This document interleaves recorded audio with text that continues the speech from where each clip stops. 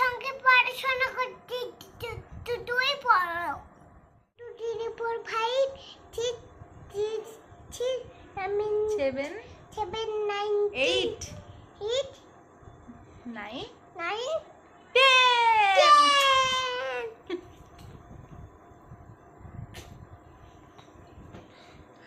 কাকি ও কাকি কি মা বলো কাকা কখন আসবে কাকা আসবে তো এখনই চলে আসবে কাকি ও কাকি কি দাদা কখন আসবে একটু পরেই আসবে